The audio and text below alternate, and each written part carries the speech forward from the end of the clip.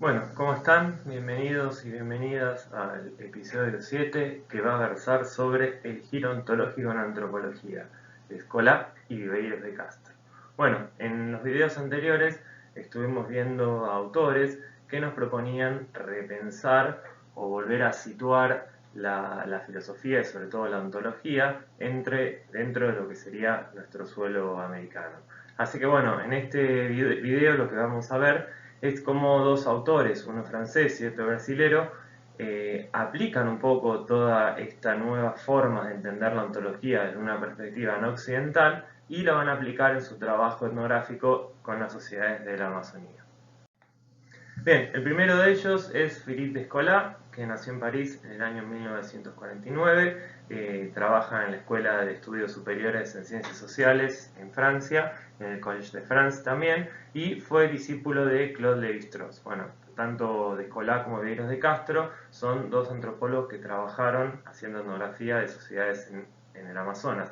Entonces, digamos, si bien no pude encontrar una relación formal entre los mismos, bueno, de hecho Viveros de Castro estuvo también en las mismas instituciones que Escolás y que seguramente habrán tenido una relación bastante cercana, digamos, dialogan entre sí porque trabajan sobre los mismos pueblos. Vamos a ver que hay toda una parte en la cual Viveros de Castro le critica algunas cuestiones a Escolá, pero bueno, eso se los dejamos a ustedes para que lo investiguen porque no es el foco de lo que nosotros queremos que veamos en este seminario en particular. Y como les decía, el segundo autor que vamos a estar tratando es Eduardo Ribeiro de Castro, brasilero, que nació en Río de Janeiro en el año 51, fíjense que son contemporáneos de Escolá y Ribeiro de Castro.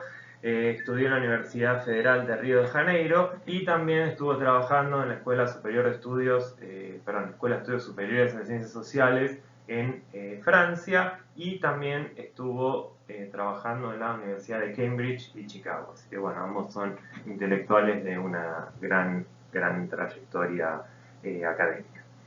Bien, entonces, comenzando por metiéndonos ya en lo que es nuestro tema, me gustaría arrancar con una frase que saqué del texto de Vieiros de Castro, porque vamos más allá de que un poco la idea es que vamos a exponer algunas cuestiones del pensamiento de ambos autores, me interesa más que usemos esta posibilidad como un disparador para pensar un poco más profundamente el uso de estas categorías. Así que bueno, una vez que terminemos, que hayamos pasado por ambos autores, lo que vamos a estar haciendo es, les voy a dejar una serie de frases o ideas para que, bueno, que vayamos pensando y rumiando y estaría bueno que en algún momento por ahí las pongamos para la discusión grupal.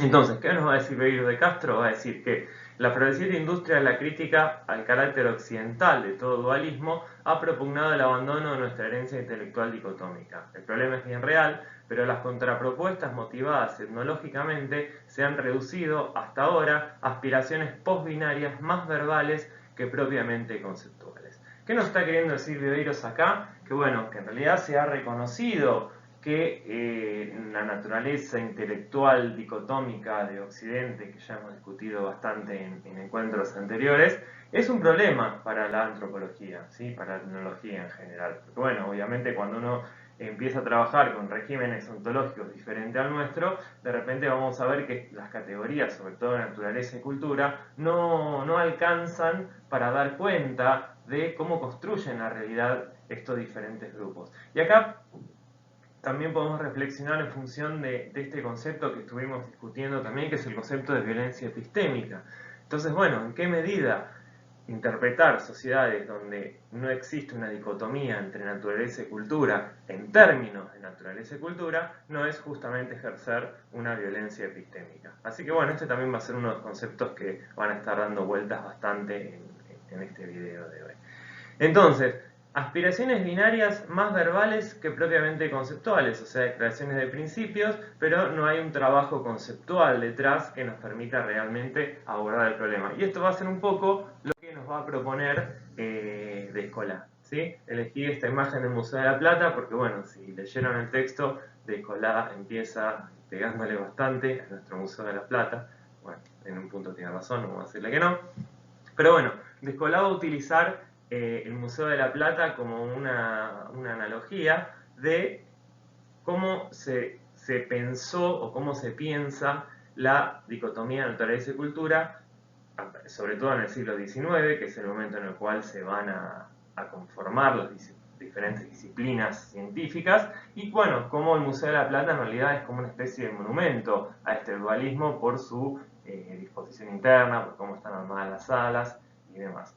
Entonces, por un lado, lo que nos va a proponer Descola en su texto es un cuestionamiento de esta dicotomía de naturaleza y cultura, y otro elemento que van a compartir ambos autores, tanto Descola como Viveiros de Castro, es que van a empezar a incorporar teorías nativas para las interpretaciones. Y acá es donde nosotros nos situamos en nuestro giro ontológico. Digamos, lo que nos van a proponer estos autores es que justamente nuestra ontología dicotómica occidental que divide estos reinos de manera tan clara, no nos permiten dar cuenta de otras formas de entender el mundo. Entonces ese giro ontológico significa, en primera instancia, dar cuenta o utilizar esas mismas teorías nativas sobre cómo funciona el universo para interpretar a esas propias sociedades. Parece un trabalengua, pero un poco la idea es esa, ¿sí?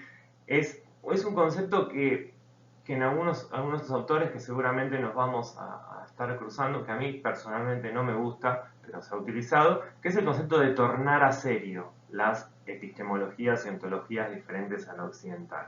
O sea, salir de un paradigma representacionista en el cual, digamos, lo que existiría es una idea, una sola naturaleza, ante la cual se van a sobreponer diferentes construcciones simbólicas culturales, que sería una de las posturas que critica Descola de la antropología simbólica. ¿Sí? Es interesante esto porque lo que va a proponer la antropología simbólica, si estamos hablando de un Geertz, de un Turner, de una antropología simbólica más, por ahí, más clásica, tiene que ver con esto, con que va a haber algo así como un sustrato natural, ¿sí? Cuando me refiero a natural lo estamos diciendo bien en términos occidentales, o sea, un ámbito en el cual lo humano no tiene ningún tipo de injerencia, que es totalmente ajeno y externo a la actividad humana, pero que este medio externo, esta realidad material entre comillas, va a ser interpretada simbólicamente por la cultura. ¿Sí? Entonces fíjense cómo, digamos, si bien representa un avance y un primer paso hacia esta ruptura, digamos, una de las cosas que me parece que tratamos también de que queden bastante claras con respecto a este giro ontológico, que también es producto de un proceso intelectual que fue llevando bastante tiempo. Entonces, una primera forma de empezar a acercar estos reinos de la naturaleza y la cultura, que en nuestro episteme occidental se encuentran totalmente separados, es a través de esta postura simbólica o simbolista. Pensar que, bueno, que hay algo así como una realidad externa, que vendría a ser la naturaleza, pero que la cultura, digamos, le va a dar un significado particular para cada grupo. ¿Sí? Esto sería también una postura que vamos a ver que también es criticada por Viveiros de Castro, que tiene que ver con el multiculturalismo, ¿sí? Que también es una postura que criticó bastante Nieco y critica también Rivera Cusicán. ¿Sí? Entonces, pensar que la naturaleza se construye desde la cultura también implica seguir reproduciendo la dicotomía originaria. Y por otro lado, Descola nos va a hablar de lo que son los enfoques más biologicistas, que bueno, se caen de Maduro, donde bueno, lo que sería real, lo que sería la realidad es justamente la naturaleza. La cultura sería simplemente un sistema de adaptación extrasomática al medio que se encuentra totalmente determinada por ese sustrato y por ese entorno material. Podemos pensar, y también jugando con algunas categorías que venimos charlando también en los encuentros anteriores, que por un lado la antropología simbólica nos está presentando un enfoque idealista de las relaciones naturaleza y cultura, mientras que los enfoques biologicistas nos están presentando una mirada más materialista de la relación entre naturaleza y cultura. Obviamente en el medio hay un montón de matices y de cuestiones. Tenemos un autor como Timothy Ingold que nos va a decir, bueno, si lo que nosotros tenemos, o sea, si pensamos que existe algo así como una naturaleza ajena a lo humano, pero que es llenada de contenido por una cultura, entonces a largo plazo esa naturaleza fuera, ajena a los esquemas simbólicos, en realidad no es posible conocerla. Sería una especie de número kantiano. Si nosotros solamente podemos entender cómo la naturaleza es interpretada a través de la cultura, entonces lo que sería la naturaleza en sí sería realmente incognoscible para nosotros. Entonces podemos pensar, siguiendo un poco este argumento kantiano, que en realidad no existe esa naturaleza en sí, porque como no se nos da a nuestros sentidos, no la podemos percibir, no sería algo que existe. Pero bueno, simplemente como para mostrarles que yo, digamos, generé estos dos polos, pero en el medio hay un montón de cosas y de variantes. Entonces lo que nos va a proponer Descola es que en realidad tanto la antropología simbólica como los enfoques biologicistas siguen reproduciendo la dicotomía entre naturaleza y cultura. Son una especie de parches en realidad que se agregan, pero que no terminan de desarticular, de desarmar esta dicotomía originaria. Bien, entonces, y acá es lo que nos pareció interesante de este texto de Descola, es que bueno, un poco siendo coherente y retomando la frase con la que empezamos de Vero de Castro, Descola nos va a proponer una manera de abordar y operacionalizar esquemas ontológicos diferentes de los nuestros. ¿Sí? Y lo primero que va a hacer, que en realidad no es lo primero que hace el texto, pero yo me pareció lo más importante para poner al principio, es definir qué entiende él por ontología. Y fíjense que tenemos como varios elementos que también fuimos mencionando a lo largo de los encuentros y de los videos. Entonces, para Descola una ontología va a ser un sistema de propiedades de los existentes que sirven de punto de anclaje de las formas cosmológicas, de los modelos de lazos sociales y de las teorías de la identificación. ¿Sí? Entonces fíjense cómo acá tenemos una especie de niveles de análisis diferentes. ¿Sí? Es una propuesta bastante parecida a la que estuvimos charlando en el primer encuentro que tuvimos. Entonces, una ontología va a ser un sistema de propiedades, ¿sí?, que van a estar por detrás o van a estar configurando la cosmología, los lazos sociales y las teorías de la identificación. Esto está bueno porque en última instancia la pregunta por la ontología que nos propone Descola es una pregunta muy antropológica, porque en última instancia este sistema de propiedades que compone la ontología tiene que ver fundamentalmente con las categorías de lo mismo y lo diferente, de alter y de ego. O sea, son formas de identificación hacia adentro, pero también hacia afuera. Entonces, bueno, esto se enmarca dentro de la pregunta, me parece, de la antropología. Entonces, ¿para qué sirve prácticamente la ontología según Descola? Bueno, es un mecanismo que establece diferencias y semejanzas, acá vemos la mismidad y la alteridad, entre mí mismo y el resto de los existentes. ¿Sí? Entonces, fundamentalmente la ontología tiene que ver con la identidad, infiriendo analogías y distinciones de apariencias, comportamientos y propiedades entre eso que pienso que soy yo y eso que pienso que son los otros. ¿Sí? Esta frase está puesta textual del texto de Descola.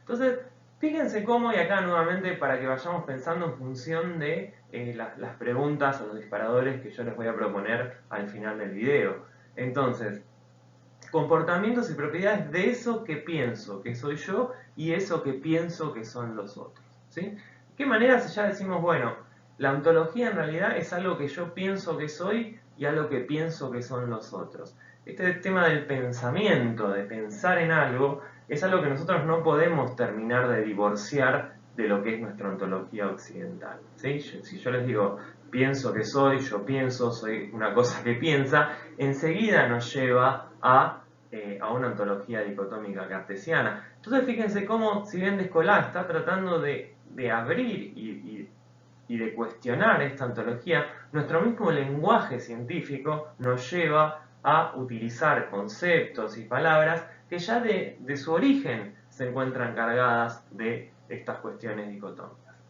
Entonces, ¿cómo va a proponer Descola encarar estos mecanismos? Bueno, a partir de dos elementos, que esto me parece uno de los aportes más interesantes que nos hace este antropólogo francés. Entonces, él va a decir que básicamente hay una dualidad entre dos cosas que es prácticamente universal, que se da en casi todas las sociedades del mundo y que, bueno, existen diferentes modalidades de conexión e interacción, ¿sí? Por un lado va a haber una serie de cuestiones que se van a vincular con la interioridad, o sea, con lo que ocurre dentro de un ser, no quiero decir una persona porque, digamos, vamos a ver que en diferentes regímenes ontológicos hay otros seres no humanos que también poseen estos atributos de la interioridad, que tienen que ver con el alma, con la conciencia, con la voluntad, con la agencia, en los términos que la entendemos nosotros sociológicamente, o sea, la capacidad de cambiar un orden de cosas, digamos, todo lo que nosotros vincularíamos en principio con la idea de subjetividad, ¿sí? Y por otro lado, lo que nos propone es que otro de los mecanismos para establecer estas diferencias y semejanzas tienen que ver con la materialidad, que tiene que ver con la forma y la sustancia de los procesos fisiológicos, corporales, emotivos, etcétera, etcétera, etcétera. Nuevamente, si bien él lo está tomando como categorías de análisis, fíjense cómo en realidad seguimos hablando de un alma, una conciencia, una mente y de algo corporal, algo fisiológico, mente, cuerpo. Entonces, nuevamente, pensemos en cómo el lenguaje en realidad nos sigue jugando en contra y sigue pregnado de estas dicotomías. Bien, entonces como les decía, a través de estas categorías de interioridad y materialidad es que podemos ver cómo jugando entre ellas podemos describir o interpretar diferentes regímenes ontológicos, ¿sí? Y si nosotros las combinamos, estos dos criterios de interioridad, materialidad, nos dan 4 combinaciones posibles a las cuales Descola asocia a 4 formas diferentes de ontologías. Recuerden que siempre esto está funcionando, está siendo pensado como una cuestión de identidad y diferencia. Entonces siempre el punto de referencia en función de cómo se entiende el universo, el cosmos, va a ser el sujeto, el ego, ¿sí? El sujeto humano. Entonces, vamos, acá tenemos las diferentes combinaciones posibles. Fíjense que acá también vemos un poco la matriz estructuralista de Descola, que, bueno, fue discípulo de Claude Lévi-Strauss. Entonces, por un lado vamos a tener sistemas en los cuales la interioridad va a ser pensada como análoga a la humana, o sea, va a haber toda una serie, un conjunto de seres que van a ser análogamente iguales a mí en su interioridad, y también va a ser análogo a mí en la materialidad, o sea, el alma y el cuerpo, por decirlo en términos occidentales cartesianos, no van a ser propiedad solamente de los existentes humanos, sino que justamente van a ser compartidas por diferentes seres que pueblan el universo. Y este tipo de ontología es la que Descola llama analogismo. Ahora en la filmina siguiente vamos a expandir un poco cómo funciona cada una de ellas. Por otro lado tenemos sistemas en los cuales la interioridad, o sea, la posibilidad de subjetivación va a ser distinta en los diferentes seres que componen el universo, y a su vez esa materialidad también va a ser distinta. Y este es el sistema que Descola reconoce como el totemismo. Después tenemos, y esta nos va a sonar conocido, donde la interioridad va a ser distinta a la persona humana, pero la materialidad va a ser análoga. Y esta es el tipo de ontología que Descola denomina naturalismo, y es nuestra ontología de la episteme occidental. ¿Qué significa esto? Significa que, bueno, que nosotros, digamos, todos los seres que existen en el universo van a tener diferentes grados de conciencia, siendo el ser humano el que está arriba de todo, pero vamos a compartir un cuerpo material que va a ser el mismo para todos. Y ese cuerpo también es producto de los mismos procesos biológicos como la evolución y todas esas cuestiones.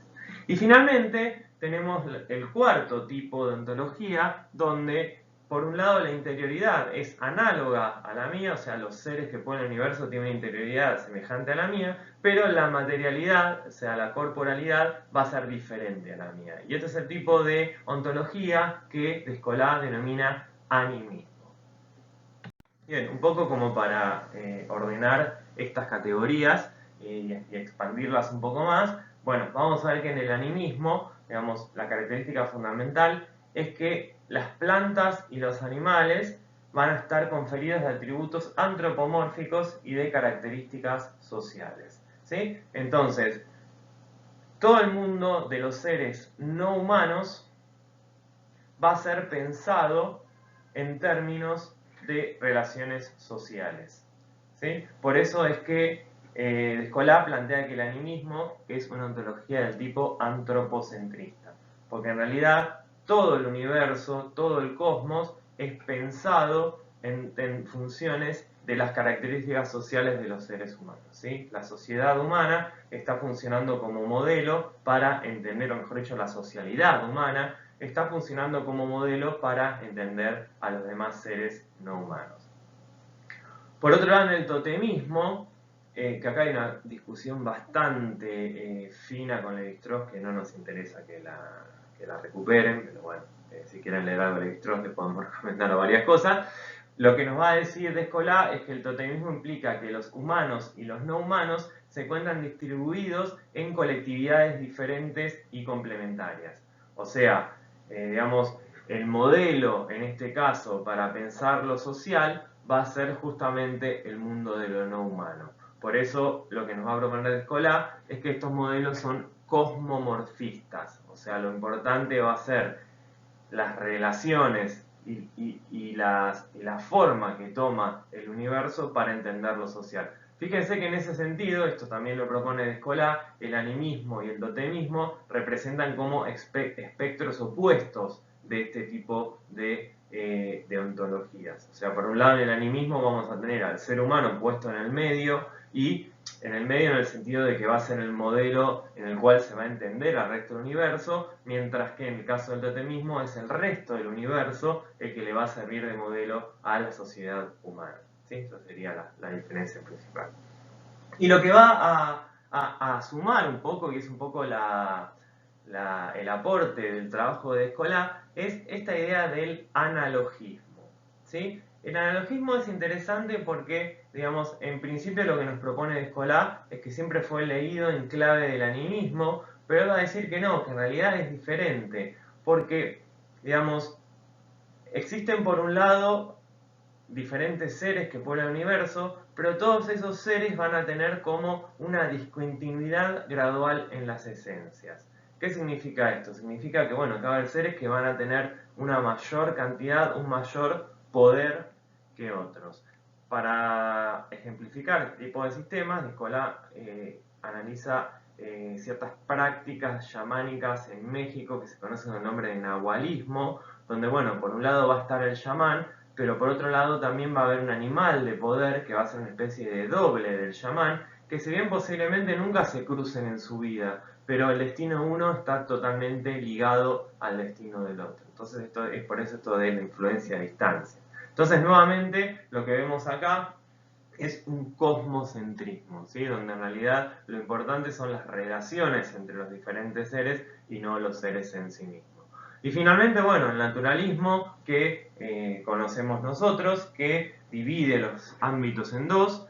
Por un lado, un ámbito de la naturaleza, donde ciertas entidades se van a desarrollar a un principio ajeno al efecto de la voluntad humana, ¿sí? El mundo de la naturaleza.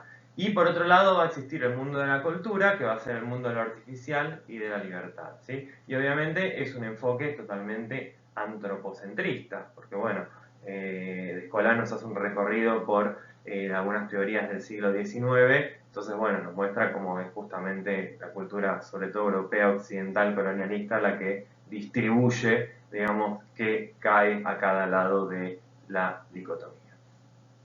Así que bueno, eso con respecto a Descola. Y yo para hacerlo un poco más continuo, y un poco para buscar digamos, las relaciones entre ambos autores, tomé la propuesta de Viveiros del perspectivismo como otra forma posible también de entender estas ontologías no occidentales. Como les mencionaba hace un rato, hay una polémica entre Viveiros y Descola con respecto al analogismo, el perspectivismo. De hecho, bueno, Descola, si leyeron el texto, creo que usa ejemplos de Viveiros para hablar del analogismo. Pero bueno, nuevamente no es algo que nos parezca fundamental. Si quieren meterse en eso, métanse, leanlo tranquilos, pero bueno, básicamente no es a lo que estamos apuntando. Entonces, que habíamos visto que Descola nos propone 4 formas posibles, 4 combinaciones de la interioridad y la materialidad, que darían forma a 4 ontologías, y Viveiros nos propone una quinta, que es lo que llama el perspectivismo o el perspectivismo amerindio, ¿sí? El cual implica que el modo en el cual los seres humanos ven a los animales y a otras subjetividades que pueblan el universo es radicalmente distinto al modo en que esos seres ven a los humanos y se ven a sí mismos. ¿Qué significa esto? Significa que en realidad la ontología, para estas sociedades también amazónicas, es una cuestión de perspectiva. Cada especie, cada ser que puebla el mundo, humano, no humano, va a tener un punto de vista diferente. Y digamos, ese punto de vista va a variar tanto en cómo se ven a sí mismos con cómo ven a los demás. Entonces lo que va a decir, y acá es donde, esta es la frase que toma Descola para acusarlo a Viveiros de analogista, va a decir, la forma material de cada especie es un envoltorio, ¿sí? Una ropa, que sería la forma material, digamos en el caso de Descola, que esconde una forma internamente humana, normalmente visible a los ojos de la misma especie, o a seres transespecíficos como los llamares. A ver, esto es interesante porque lo que nos está proponiendo en el fondo Viveiros es que siempre el modelo es lo humano. O sea, en realidad todos los seres que poblan el universo, vamos a ver que no todos, sino algunos, fundamentalmente los predadores y las presas, por eso tenemos a este jaguar ahí mirándonos feo de fondo, en el fondo son todos seres humanos. Todos internamente tienen una mirada humana de su entorno y tienen una especie de alma que es igual al alma humana. Lo que va a cambiar es el envoltorio externo. Y cuando nosotros, por ejemplo, nos situamos desde la perspectiva del el jaguar que estamos viendo acá, los seres humanos vienen a ser como presas que el jaguar se puede comer. Mientras que cuando nosotros nos situamos de la perspectiva humana, vemos por ejemplo a los tapires, y los tapires van a ser presas para nosotros de la misma manera que nosotros somos presas para los jaguares. Entonces, bueno, la idea es esa, es que depende de la perspectiva de la cual se mire, las construcciones entre la identidad y la alteridad van a cambiar, ¿sí? Y los que pueden ver o percibir este tipo de cuestiones son seres transespecíficos, como por ejemplo los yamanes, o algunos de estos diferentes seres que pueblan el universo que son bastante más poderosos que los seres humanos. Bien, entonces lo que nos va a proponer Viveiros es que existe algo así como una economía general de la alteridad dentro de lo que es el perspectivismo. ¿Qué significa esto? Que los puntos de vista no humanos y la naturaleza relacional de las categorías se van a enmarcar en una manera de distribuir de manera diferencial la alteridad. Por eso esta idea de la economía general. Con algunas salvedades. Por un lado, el perspectivismo solamente no se aplica a todos los seres que pueblan el mundo, sino sobre todo a los grandes predadores, a los grandes carnívoros y a las presas de los humanos. El estatus es relativo y relacional en función de esta oposición entre predador y presa. Como yo les mencionaba hace un rato, entonces cuando nosotros nos situamos desde el punto de vista del jaguar es el predador y nosotros somos su presa. Pero si nosotros nos situamos desde el punto de vista del el humano, nosotros somos el predador y el tapir es la presa. El que la va a sacar barata, cara, pobrecito, es el tapir, que bueno, hay que ver qué es lo que depreda. ¿Se entiende? Entonces podemos como cambiar de rol de acuerdo al lugar donde nos paremos. Esto que tenemos acá de fondo es un uruburu, un pájaro carroñero bastante grande que está ahí en el Amazonas. Entonces, y esto es interesante pensarlo, que esta capacidad de ser persona o personalidad o personhood, como se dice en inglés, y esta perspectividad, esta capacidad de colocarme en lugar de otro, tienen que ver con grados y situaciones diferentes, más que de propiedades fijas y concretas. Entonces nosotros cuando como seres humanos nos enfrentamos a un jaguar, vamos a ser presa, pero si nos enfrentamos a un tapir, vamos a ser predadores. Entonces, digamos, son completamente contextuales estas relaciones de perspectiva. Y lo que nos va a proponer entonces también Viveiros es que, digamos, empezamos a pensar en función de naturaleza y cultura, en realidad podemos pensarlo, y esto en oposición a lo que sería el multiculturalismo, el perspectivismo nos ofrece un multinaturalismo. ¿Por qué? Porque las perspectivas no son representaciones, no son realidades simbólicas que se acoplan a una realidad natural virgen o incognoscible o numénica en el sentido kantiano, sino que bueno, que justamente uno realmente está en ese lugar. Entonces, lo que es real, lo que es verdadero, tiene que ver con esas diferentes perspectivas en la cual, digamos, estos grupos reconocen que está conformado el universo. Así que bueno, para terminar, y como les había prometido, les dejo estos tres ejes para pensar. Por un lado, bueno, obviamente esto los autores no se van a comprometer, de hecho Descola lo dice explícitamente, que bueno, que existen otras combinaciones posibles de las categorías de interioridad y materialidad, más allá de estos 5 modelos ontológicos que estuvimos discutiendo.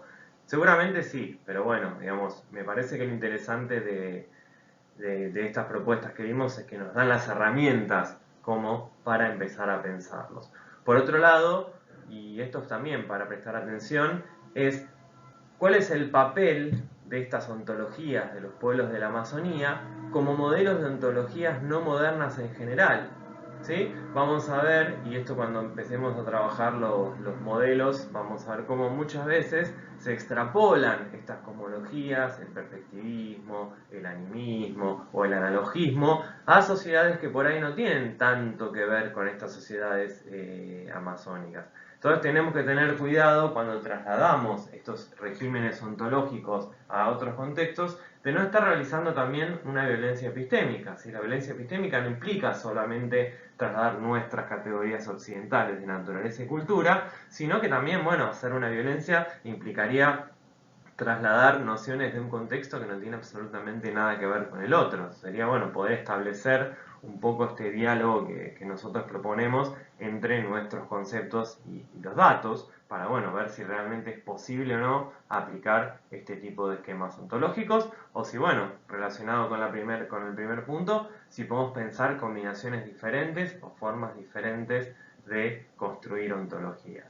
Y bueno, y finalmente, y ya que estamos con el tema de la violencia epistémica, algo también, digamos, fui adelantando en otras diapositivas, pero bueno, ¿es posible pensar desde nuestra episteme científica fuera de la dicotomía naturaleza-cultura? O sea, si nosotros nos ponemos en la cabeza de un bororo amazónico, y seguramente el tipo no va a estar pensando en términos de naturaleza y cultura, o por lo menos no aparentemente, porque bueno, no nos olvidemos que el capitalismo está en todos lados.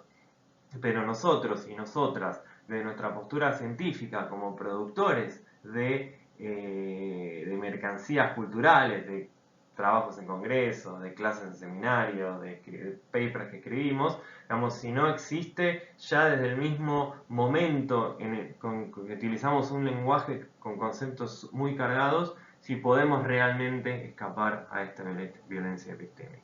Bueno, claramente yo no les puedo dar una respuesta, pero bueno, me parecía interesante dejarlo planteado como para que, bueno, digamos que esto no sea solamente una mera exposición de los autores, sino que, bueno, nos sirvan como categorías para pensar y cuestionarnos. Así que bueno, eso es todo, muchas gracias y nos vemos el viernes.